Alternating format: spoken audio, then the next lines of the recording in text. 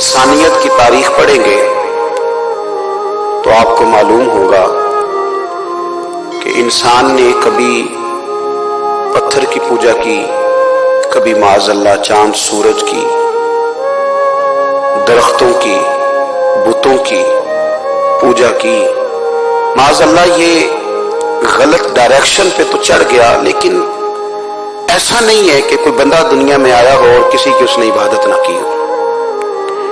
اس لیے کہ اللہ تبارک و تعالیٰ نے جس طرح ہمارے جسم نے کھانے کی طلب رکھی ہے، پینے کی طلب رکھی ہے، سونے کی طلب رکھی ہے، اسی طرح اللہ تعالیٰ نے عبادت کے لیے طلب رکھی ہے جسم میں۔ یہ تو ہوا کہ انسان گمراہ ہو گیا، غلط رستوں پہ چل نکلا، اس نے جھوٹے معبودوں کی طرف معاذ اللہ توجہ کر لی، لیکن وہ کسی نہ کسی کے سامنے جھکتا رہا، چونکہ اس کے وجود میں طلب تھی، شوق تھا اسے کہ وہ عبادت کرے۔ اللہ تبارک و تعالیٰ جب مسلمان کو توفیق دے اور اللہ کی بارگاہ کی جانب وہ رجوع کرے تو پھر اس کا رویہ یہ ہونا چاہیے کہ اس کی توجہ ہو اللہ کی جانب۔ ہمارے ہاں تسبیحات پڑھ لی جاتی ہیں اگر کبھی موقع ملے، لیکن وہ خاص انہماک، وہ خاص شوق، وہ خاص ذوق اللہ تبارک و تعالیٰ کی عبادت کا۔ ایک ہوتا ہے نماز پڑھنا، ایک ہوتا ہے اہتمام کے ساتھ نماز پڑھنا، یعنی ذرا وقت پہ اٹھنا، ذرا صحیح کر کے وضو کرنا، ذرا شوق سے مصلی بچھانا۔ ایک ہوتا ہے تسبیح پڑھ لینا، اور ایک ہوتا ہے ذرا تھوڑا سا نا شوق کے ساتھ اللہ کو یاد کرنا۔ آپ کبھی جو میں نے آیہ کریمہ پڑھی اس کی آپ شان نزول دیکھیں، نبی کریم صلی اللہ تعالی علیہ وسلم کے نا کچھ صحابہ اللہ کی محبت کے شوق میں حضور کی بارگاہ میں حاضر ہوئے، اور انہوں نے آ کے عرض پتہ کیا کیا؟ عرض کرنے لگے، یا رسول اللہ صلی اللہ تعالی علیہ وسلم سالوں بیت گئے ہیں سجدے کرتے ہوئے، حضور سالوں بیت گئے ہیں تسبیح پڑھتے ہوئے، سالوں بیت گئے کہتے ہوئے کہ سبحان اللہ وہ پاک ہے، ہمیں سالوں بیت گئے یہ کہتے ہوئے کہ اللہ اکبر وہی سب سے بڑا ہے، سالوں بیت گئے کہتے ہوئے کہ الحمدللہ ساری تعریفیں اللہ کے لیے، سالوں بیت گئے اس کی تسبیح کرتے، تحلیل کرتے، تکبیر کہتے۔ حضور اب نہ ہمارا اپنے رب سے ملنے کو جی چاہتا ہے، کبھی یہ حقیقت منتظر نظر آ نہ لباس مجاز میں، لاکھوں سجدے تڑپ رہے ہیں میری جبین نیاز میں۔ اور اقبال کہنے لگے کہ تیرے عشق کی انتہا چاہتا ہوں، تو میری سادگی دیکھ کیا چاہتا ہوں، میرا ذرا سا تو دل ہے مگر شوق اتنا، میں وہی لن ترانی سنا چاہتا ہوں۔ میرا بھی دل کرتا ہے کہ اللہ میں تجھے کہوں میں تجھے دیکھنا چاہتا ہوں، جس طرح حضرت موسیٰ کلیم علیہ السلام نے کہا تھا، اور تو مجھے کہے کہ لن ترانی تو نہیں دیکھ سکتا، ذرا سا تو دل ہے مگر شوق اتنا، میں بھی وہی لن ترانی سنا چاہتا ہوں۔ پھر کہنے لگے بھری بزم میں راز کی بات کہہ دی، بڑا بے ادب ہوں سزا چاہتا ہوں۔ دیکھو سب لوگوں کے بیچ ہی میں نے یہ کہہ دیا۔ میرے عزیز صحابہ نا شوق میں، کتنے سارے لوگ ہیں آپ، کتنی ماشاءاللہ بڑی تعداد میں آپ آئے، ہم بھی کبھی اس شوق میں گئے ہیں کہ ہمارے رب کو دیکھنے کو دل چاہتا ہے، ہمارا جی چاہے وہ کبھی ہمیں ملے، ہم کبھی اس کی زیارت کریں، اس کی بارگاہ کرم میں ہم حاضر ہوں۔ صحابہ نے عرض کیا یا رسول اللہ صلی اللہ تعالی وسلم ہمارا رب کہاں ہے؟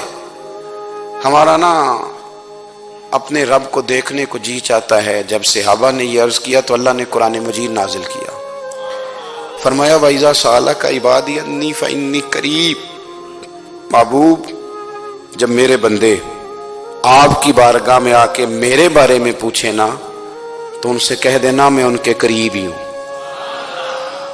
قریب ہی ہوں۔ دلیل کیا ہے؟ آئی اذا دان، یہ جب بھی مجھ سے دعا مانگیں گے میں ان کی دعاؤں کو قبول فرماؤں گا، میں ان کے قریب ہوں، میں ان کے قریب ہوں۔ یہ جب بھی دعا مانگیں گے نا میں قبول کروں گا، میں ان کے قریب ہوں۔ اللہ تبارک و تعالیٰ کے بندے اللہ سے محبت کرتے، رب کی بارگاہ میں جھکتے، اس کو اپنے دکھ سناتے، اس کے پیارے محبوب صلی اللہ تعالی علیہ وسلم کا وسیلہ لے کے اس کے حضور حاضر ہو جاتے، پیشانیاں سجدوں سے روشن ہوتی. ہم نہ ہر چیز کے لیے وقت نکالتے ہیں، ہر چیز کے لیے، لیکن عبادت کے لیے وقت نہیں نکالتے. ہر شے آباد ہے، ہر شے. ہماری فیس بک بھی آباد ہے، واٹس ایپ بھی آباد ہے، ہمارے ٹویٹر بھی آباد ہیں، ہماری ہر چیز آباد ہے.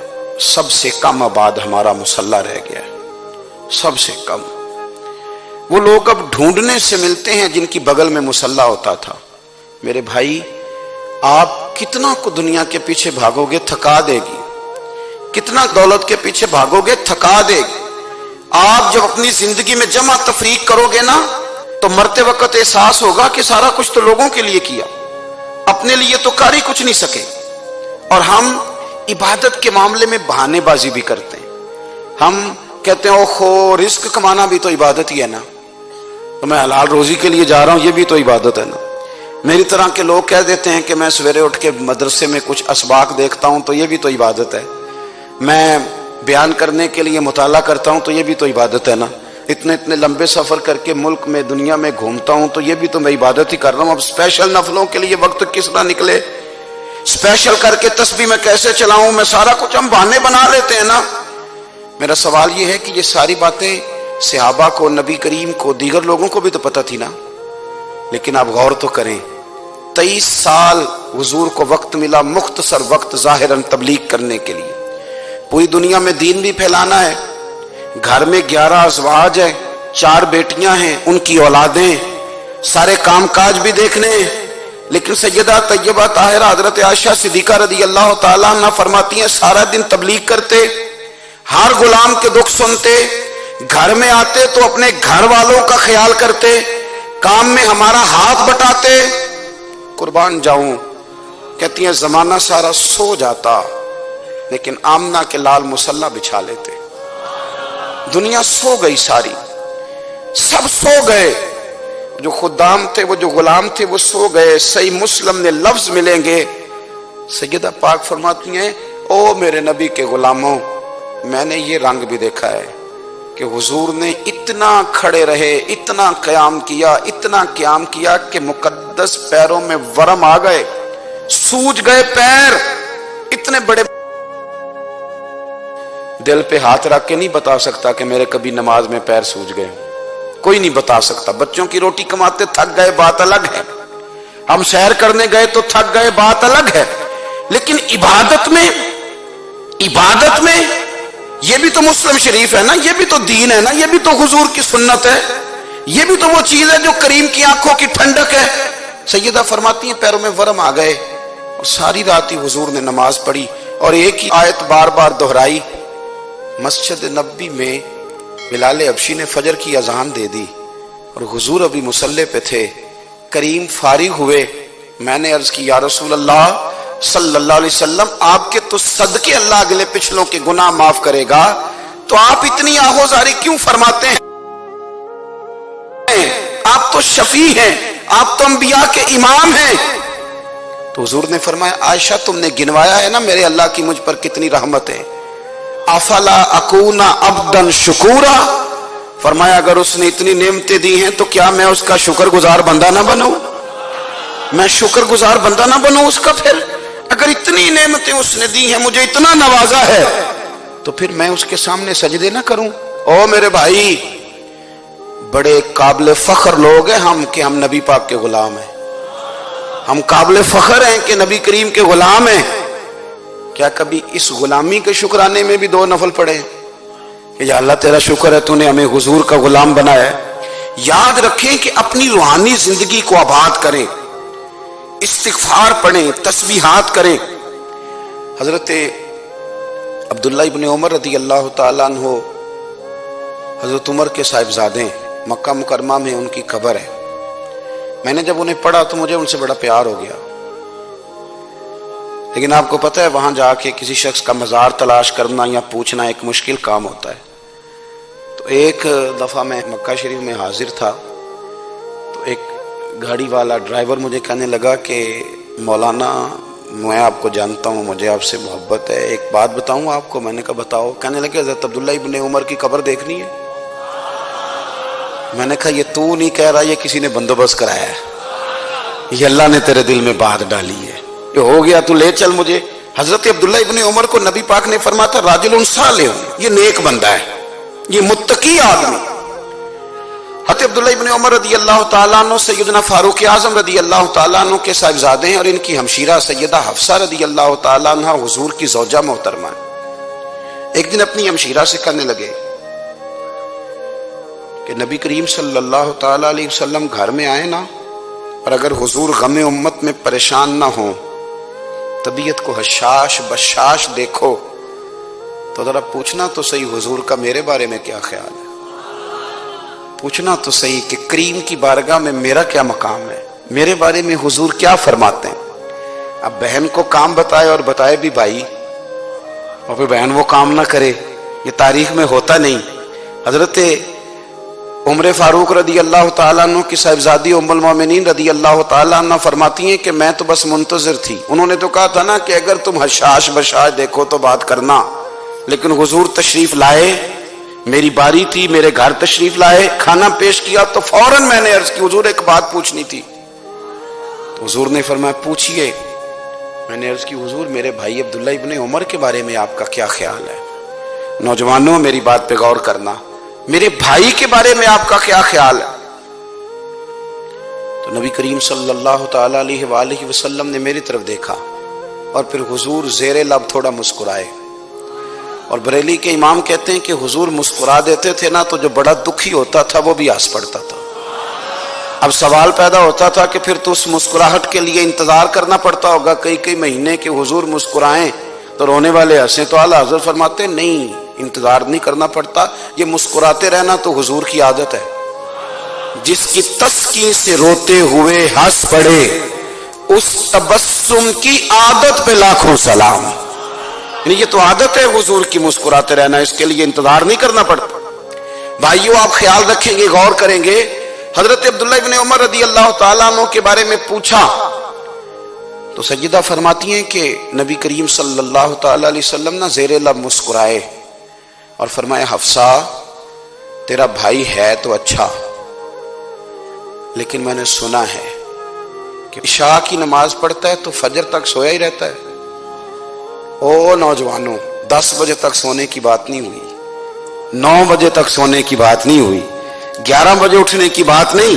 حضور فرمانے لگے میں نے سنا ہے کہ عشاء کی نماز پڑھ کے سو جاتا ہے اور فجر تک سویا ہی رہتا ہے، اسے چاہیے کہ تہجد کے وقت اٹھا کرے، اللہ کی بارگاہ میں حاضر ہوا کرے، آہوزاری کرے، سجدے کرے، عبادت کرے، اٹھتا ہے اور فجر میں جا کے اٹھتا ہے۔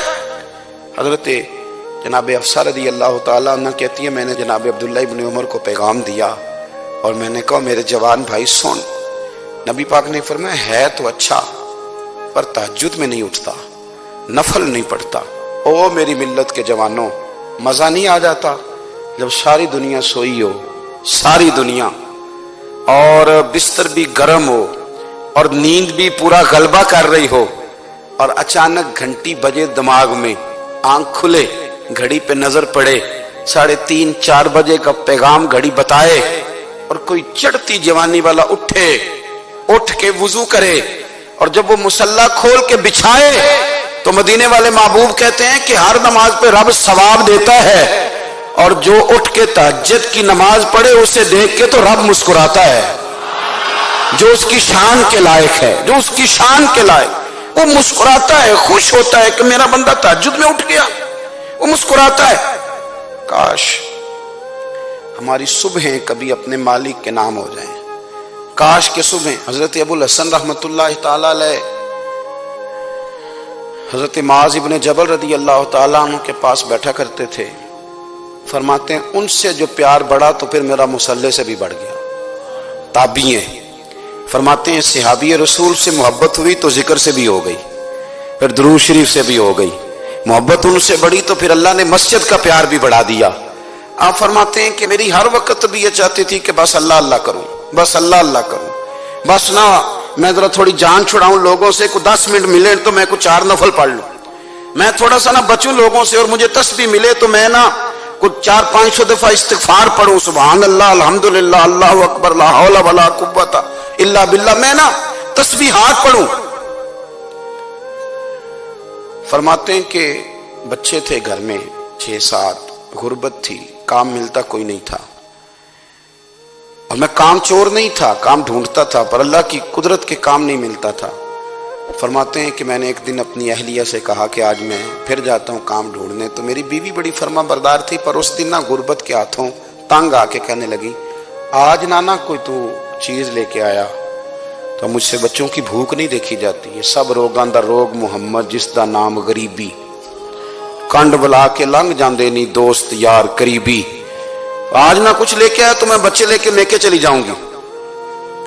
شیخ فرماتے ہیں کہ میں بڑا پریشان گھر سے نکلا، پر میں نے صبح سے لے کے زور تک کام ڈھونڈا، کام ملا کوئی نہیں، تو میرے دل میں خیال آیا چلو کام نہیں ملتا تو اللہ اللہ تو کرے نا، چلو بندوں کی مزدوری نہیں ملتی تو رب کریم کی عبادت ہی کرتے ہیں۔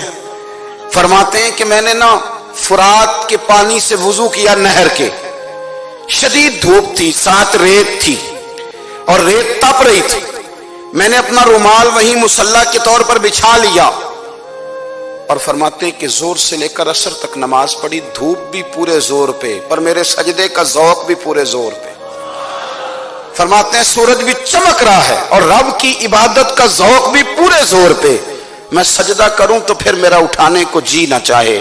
میرے استاد لکھا کرتے تھے، یہ ان کا شعر ہے، وہ کہا کرتے تھے مجھے سوز دے، مجھے ساز دے، اور مجھے نیم شب کا نیاز دے، دم سجدہ خود کو میں توڑ دوں، مجھے ایسا ذوق نماز دے، اور میں تیری بہار کا پھول ہوں، میں کھلا بھی ہوں تو تیرے لیے، مجھے میری شاخ سے توڑ لے، مجھے اپنی زلف کا ناز دے۔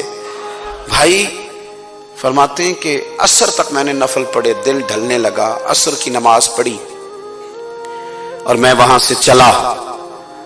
اب میں جب نکلنے لگا تو دل میں خیال آیا کہ چھوٹی چھوٹی دیواریں ہیں گھر کی، بغیر کچھ لیے جاؤں گا تو بیوی دور سے دیکھے گی تو شور کرے گی کہ پھر خالی ہاتھ آ گیا ہے۔ کہتے میں نے اپنی اسی رومال میں جس پہ میں نے نماز پڑھی تھی نا، رومال میں کی آخی دے پنجابی جو صافہ کہتے ہیں، اسی میں نا میں نے کچھ ریت بھر لی کہ وہ دور سے دیکھے گی تو سمجھے گی کچھ لے کے آیا ہے، چلو جا کے اسے بتا دوں گا کہ آج پھر مزدوری نہیں ملی۔ کہتے ہیں وہ ریت لے کر جب میں گھر میں گیا تو پہلے بیوی دروازے پہ کھڑی ہوتی تھی، پوچھتی تھی خالی ہاتھ آ گئے ہو؟ آج میں نے دیکھا تو ہے ہی کوئی نہیں۔ فرماتے ہیں میں اندر داخل ہوا، سلام لیے، کونے میں میں نے وہ رومال رکھ دیا اور میں نے آواز دی کہ بھلی مانس کہاں ہو؟ تو وہ کہنے لگی آپ منہ ہاتھ دھو لیں، میں روٹی لے کے آئی۔ میں نے کہا روٹی کہاں سے آ گئی؟ یہاں تو کئی دنوں کے فاقے، تو کئی دنوں کی غربت ہے، یہاں تو اس گھر میں تو فقیری ہے۔ فرماتے ہیں کہ وہ روٹی لے کے آئی اور اس وقت کی جو موجودہ نعمتیں تھیں، سمجھ لیں سلاد، اچار، ہر چیز ساتھ لائی۔ میں نے کہا کہ بچے کہاں گئے؟ کہنے لگی وہ کھانا کھا کے کھیلنے گئے، آپ کھانا کھا لیں آ جاتے۔ کھانا اس نے چن دیا۔ میں نے حیرت انگیز لہجے میں ساری نعمتیں اپنے دسترخوان پہ دیکھ کر کے بیوی سے پوچھا یہ کہاں سے آیا کھانا؟ بچوں کو تو نے کہاں سے کھانا کھلایا؟ یہ سارا کچھ کیسا ہے؟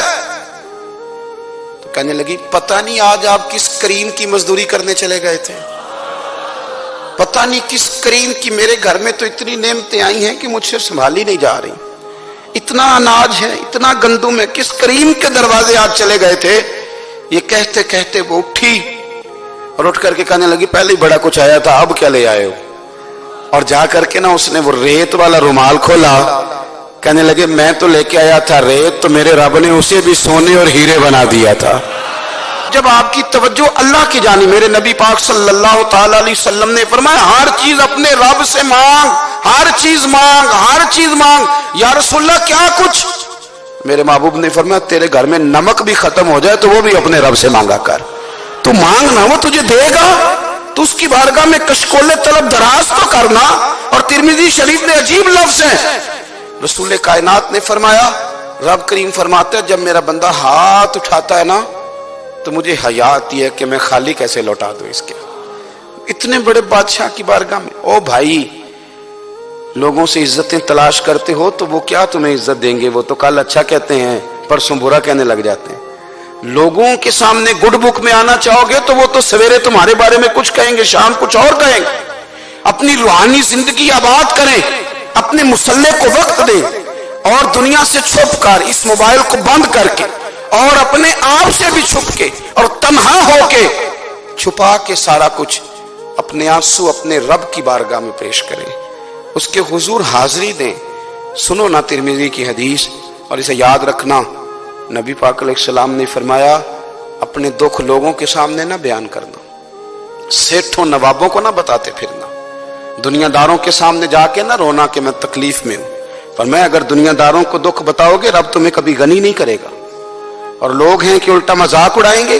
آپ کی جس سے بڑی پکی یاری ہے نا، پکی، وہ تب تک پکی ہے جب تک آپ نے 50,000 مانگا نہیں، اور جس وقت آپ نے کہہ دیا کہ میں مجبور ہوں میری مدد کر، تو پھر ختم ہو گئی دوستی۔ لوگوں کی تعلقات آپ کے ساتھ تب تک ہیں جب تک آپ ان سے کوئی ضرورت وابستہ نہیں کرتے۔ کریم محبوب فرمانے لگے بندوں کے سامنے دکھ نہ بیان کرنا، اللہ تجھے کبھی غنی نہیں کرے گا۔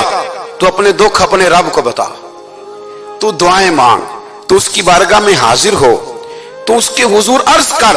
فرمایا اپنے دکھ اپنے رب کو بتا، وہ جلدی کرے یا دیر سے کرے تجھے ساری دنیا سے بے نیاز کر دے گا، تجھے کسی کا محتاج نہیں رہنے دے گا۔ اپنے مسلح کو، اپنی دعاؤں، ایک بزرگ فرماتے ہیں میں نے دعا مانگنے کا طریقہ اپنی بیوی سے سیکھا۔ دعا مانگنے کا طریقہ اپنی، سیکھنے والے تو اپنے بچوں سے بھی سیکھ لیتے ہیں، سیکھنے والے تو ہر ایک سے سیکھتے ہیں۔ وہ کہتے ہیں میں نے دعا مانگنے کا سلیقہ اپنی بیوی سے سیکھا ہے۔ حضرت وہ کس طرح؟ فرمانے لگے میری بیوی نے نا مجھے کوئی کام بتایا، کچھ پیسوں کی ضرورت کے لیے کہا، تو میں نے اسے کہا کہ بھئی ابھی میرے پاس نہیں ہے، کچھ دنوں میں آتے ہیں تو میں دے دوں گا۔ عورتوں کی عادت ہوتی ہے وہ بار بار یاد کراتی ہیں، 2-4 دنوں کے بعد پھر اس نے کہا حضرت وہ میں نے کہا تھا کچھ پیسے، میں نے اسے کہا کہ ابھی میرے پاس نہیں ہے، کچھ دنوں میں ملتے ہیں تو میں تمہیں دے دوں گا۔ اس نے کچھ دنوں کے بعد پھر کہا حضور وہ میں نے کچھ پیسے کہے تھے۔ فرماتے میں نے ڈانٹ دیا، میں نے کہا کہ کیا تو روز مجھے شرمندہ کرتی ہے، کہا نا میرے پاس نہیں ہے، ہوں گے تو دے دوں گا، تو روز یاد کراتی ہے۔ فرماتے ہیں اس نے پہلے تو میری ڈانٹ کو سہا، پھر میرے سخت جملوں نے اس کی آنکھوں میں آنسو پیدا کر دیے، پھر اس نے اپنے آنچل میں اپنے اس دکھ کو سمیٹا، اور پھر اس نے ایک جملہ کہا تو میں رو پڑا، اور مجھے اپنے رب سے مانگنے کا طریقہ آ گیا۔ مجھے کہنے لگی حضرت جی آپ نے ڈانٹ دیا، میں نے سہ لیا، پر آپ ہی میرے شوہر ہیں، بتائیں نا آپ سے نہ کہوں تو میں کس سے جا کے کہوں۔ فرماتے ہیں میں رو پڑا، اور میں کھل کے رویا، اور میں تڑپ کے رویا، اور پھر میری سسکیاں بند گئیں۔ تو مجھے کہنے لگی آپ کو کیا ہوا؟ میں نے کہا مجھے بھی دعا مانگنی آ گئی ہے، جب میں اسے کہوں گا نا اللہ تو ہی میرا رب ہے، میں تجھ سے نہ کہوں تو میں کس سے جا کے کہوں؟ میں کیوں کسی بندے سے سوال کروں؟ میں کیوں کسی دنیا دار سے کہوں؟ میں تیرے بندوں کا، نیک بندوں کا وسیلہ لے کے، تیرے محبوب کی غلامی لے کے تیری بارگاہ میں آیا، تجھ سے نہ مانگوں تو کس سے مانگوں؟ سمجھ آ گئی ہے جب میں اس رنگ میں مانگوں گا تو میرا رب میرے اوپر بڑا ہی فضل فرمائے گا، وہ میرے اوپر بڑی رحمت کرے گا، وہ میرے لیے آسانیاں کرے۔ عزیز دوستو ہم اس طرح کرنے لگ گئے ہیں کہ ہم نے نا اپنے تعلقات پر اعتماد کرنا شروع کر دیا ہے۔ میرے تعلقات بہت ہیں، ہم نے اپنی دولت پر اعتماد کرنا شروع کر دیا ہے، میرے پاس دولت بہت ہے۔ ہم نے اپنے علم پر، اپنی شہرت پر اعتماد کرنا شروع کر دیا ہے کہ میرے پاس فلاں چیز بہت ہے۔ یاد رکھنا جب بے نیاز اپنی صفت بے نیازی دکھاتا ہے تو بڑی بڑی دولتوں والے مجبور نظر آتے ہیں۔ بھائیو جب انسان کا رشتہ اپنے مالک کے ساتھ ہوتا ہے پھر تو غم بھی کچھ نہیں کہتے، پریشانیاں بھی کچھ نہیں کہتی، پھر تو زندگی صبر والی، پھر تو زندگی توکل والی، پھر تو زندگی بھروسے والی، پھر انسان اپنے آپ کو رسوا نہیں کرتا، دنیا داروں سے امیدیں اس کی ختم ہو جاتی، امیدیں اللہ رسول سے لگا لیتا ہے، مضبوط ہو جاتا ہے، مضبوط، طاقتور ہو جاتا ہے، خوددار ہو جاتا ہے، باوقار باعزت ہو جاتا ہے۔ حضرت بہلول دانا رحمت اللہ علیہ بیٹھے تھے تو ہارون رشید حج کر کے آ رہا تھا، تو رستے میں حضرت شیخ سے ملاقات ہو گئی، تو السلام علیکم کے بعد کہنے لگا حضور کوئی حکم ہو تو بتائیے گا۔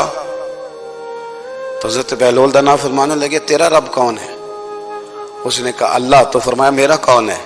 کہا اللہ۔ فرمانے لگے تو بڑا ہی بیوقوف ہے، کیا تو یہ سمجھتا ہے کہ رب ہارون رشید کو تو دے گا اور بہلول دانا کو بھول جائے گا؟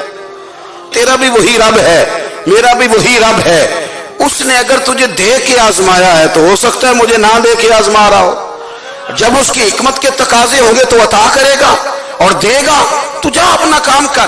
بھائی اپنی روحانی زندگی، اپنی عبادات، اپنے وظائف، اپنے روزمرہ کے معاملات، اپنی دعائیں، اپنا استغفار، دیکھو کوئی مشکل کام تو نہیں 2 رکوع ہیں سورہ واقعہ کی اگر رات کو پڑھ لی جائے تو۔ میں کس طرح یہ بات بیان کروں کہ تعویذ بانٹنا آسان ہے اور وظیفہ بتانا مشکل ہے۔ سارا دن تعویذ بانٹیں تو لوگ لینے کو تیار ہیں، اور اگر آپ وظیفہ بتائیں تو کہتے ہیں تو مشکل کام ہے۔ او خدا کے بندے، اگر آپ کا تعلق قرآن پاک کے ساتھ مضبوط ہو، قرآن پاک کے ساتھ اگر آپ کا رشتہ ہو، لوگ سفارشیں ڈھونڈتے ہیں نا دنیا میں، کوئی تعلق مل جائے تو میرا کام ہو جائے۔ دنیا میں اتنا مشکل معاملہ ہے، آخرت میں مجھے بتائیے گا کتنا مشکل معاملہ ہوگا۔ میرے نبی پاک صلی اللہ تعالی علیہ وسلم نے فرمایا جو لوگ سورہ ملک پڑھا کرتے تھے نا، سورہ ملک، یہ سورت ملک قیامت میں ان کی سفارش کرے گی، اور اس طرح کرے گی کہ کہے گی اے اللہ یہاں اس بندے کو جنت میں داخل کر دے یا مجھے قرآن پاک سے علیحدہ کر دے، تو رب فرمائے گا جا اس کا دامن تھام کے اسے جنت تک پہنچایا۔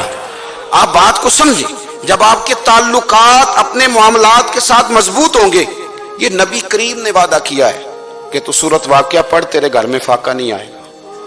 حضرت عبداللہ ابن مسعود رضی اللہ تعالیٰ عنہ بیمار تھے تو حضرت عثمان غنی رضی اللہ تعالیٰ عنہ تیمارداری کے لیے تشریف لے گئے اور جا کر کے کہا کہ آپ بڑے بیمار ہیں، آپ کی بیٹیاں زیادہ ہیں، میں چاہتا ہوں کہ خزانے میں سے کچھ مدد کروں۔ تو سیدنا عبداللہ ابن مسعود رضی اللہ تعالیٰ عنہ اٹھ کے بیٹھ گئے اور کہنے لگے امیر المومنین، اللہ آپ کو میری طرف سے، میری بیٹیوں کی طرف سے بہتر صلہ دے، میری بیٹیوں کو کسی خزانے کی ضرورت نہیں، میں نے انہیں خزانہ دے دیا ہے۔ کہا جناب آپ نے کون سا خزانہ دیا ہے، میں آپ کے مالی معاملات کو جانتا ہوں۔ تو فرمانے لگے امیر المومنین، میرے نبی کریم نے فرمایا ہے جو سورت واقعہ پڑھے اسے کبھی فاقہ نہیں آتا، میں نے بیٹیوں کو یاد کرا دی ہے، یہ خزانہ میں نے انہیں دے دیا ہے۔ وہ سارے والدین سنیں جو بیٹیوں کے لیے پریشان رہتے ہیں۔ حضرت عبداللہ ابن مسعود نصیحت کر رہے ہیں، فرمانے لگے میں نے سورت واقعہ یاد بھی کرا دی ہے، پڑھنے کی عادت بھی ڈال دی ہے۔ حضور نے فرمایا ہے جو سورت واقعہ پڑھے اسے فاقہ نہیں آتا۔ کہنے لگے چاند تو اپنی جگہ چھوڑ سکتا ہے، سورج گر سکتا ہے، تارے ٹوٹ سکتے ہیں، پر مدینے والے رسول کی بات غلط نہیں ہو سکتی۔ حضور نے فرمایا فاقہ نہیں آئے گا تو انشاءاللہ کبھی بھی نہیں آئے گا۔ کرنے کا کام یہ ہے کہ ہم اپنے معاملات، اپنی عبادات، اپنی دعائیں، کبھی 10 منٹ عادت ہو جائے نا دعا مانگنے کی علیحدہ سے رات کو۔ حضور نے فرمایا جو فرض نماز کے بعد دعا مانگے اللہ اس کی قبول کر لیتا ہے۔ نبی پاک صلی اللہ تعالی علیہ وسلم نے فرمایا اللہ مسافر کی دعا قبول فرماتا ہے۔ حضور نے فرمایا اللہ مظلوم کی دعا قبول فرماتا ہے۔ حضور نے فرمایا بیمار سے دعا کراؤ اللہ اس کی دعا قبول فرماتا ہے۔ میرے نبی پاک نے فرمایا ماں باپ جب بھی اولاد کے لیے ہاتھ اٹھائیں، ویسے تو بلے شاہ تو آسمانی اڈدیاں ہی پھڑ دیں، جنہاں گھر بیٹھا انہوں بڑھیا ہی نہیں۔ حضور فرمانے لگے ماں باپ جب بھی اولاد کے لیے دعا فرمائیں اللہ ان کی دعا کو قبول کرتا ہے۔ آپ اپنا تعلق بنائیں، دعا کے ساتھ، عبادت کے ساتھ، مصلی کے ساتھ رشتہ بنائیں، استغفار پڑھیں۔ صلاح الدین ایوبی صلیبی جنگوں میں تھے، رات کو مسجد اقصی میں نماز پڑھی تو پریشان تھے۔ ایک بزرگ سے ملاقات ہوئی تو وہ کہنے لگے کہ آپ بڑے پریشان ہیں۔ کہنے لگے حضور پریشان اس لیے ہوں کہ پہلے ہی مسلمان کمزور ہے، اب میں نے سنا ہے دشمن کا ایک بحری بیڑا وہ جنگی سامان سے بھرا ہوا آ رہا ہے، تو اب ان کے پاس اور تلواریں اور نیزے آ جائیں گے، مسلمانوں کے پاس پہلے ہی وسائل کی کمی ہے، پریشان ہوں کس طرح کر کے مقابلہ کریں گے۔ یہ بات کہتے ہی صلاح الدین ایوبی نے بزرگوں سے کہا حضور آپ بھی دعا کرنا، دعا کی بڑی طاقت ہے۔ میرے نبی پاک نے فرمایا دعا مومن کا ہتھیار ہے، دعا مومن کا، دعا مومن کا۔ حضور نے فرمایا تقدیر کو سوائے دعا کے کوئی چیز نہیں بدل سکتی، دعا مومن کا ہتھیار ہے، یہ کافر کے پاس کوئی نہیں، یہ ہتھیار ہے مومن کا۔ اللہ کرے آپ کو سمجھ آئے، پھر سنیں کئی بار کہہ چکا ہوں یہ ہتھیار ہے۔ کافر کے مقابلے میں جو تیرے پاس سب سے بڑا ہتھیار ہے وہ دعا ہے۔ دعائیں کرانی چھوڑ دی، کرنی چھوڑ دی، لینی چھوڑ دی۔ حضرت سیدنا انس بن مالک رضی اللہ تعالیٰ عنہ فرمایا کرتے تھے میں نے وہ رنگ دیکھا ہے جب حضور دعا مانگتے تھے اور حضور کی مقدس آنکھوں میں آنسو بھی ساتھ ہی بہا کرتے تھے، میں نے وہ انداز دیکھا ہے۔ تو صلاح الدین ایوبی بزرگ سے کہنے لگے آپ بھی دعا کیجیے، اور خود رونے لگے اور سر سجدے میں رکھ کے رونے لگے، اور عشاء سے لے کر فجر تک روئے، خوب روئے۔ صبح وہ بزرگ آئے،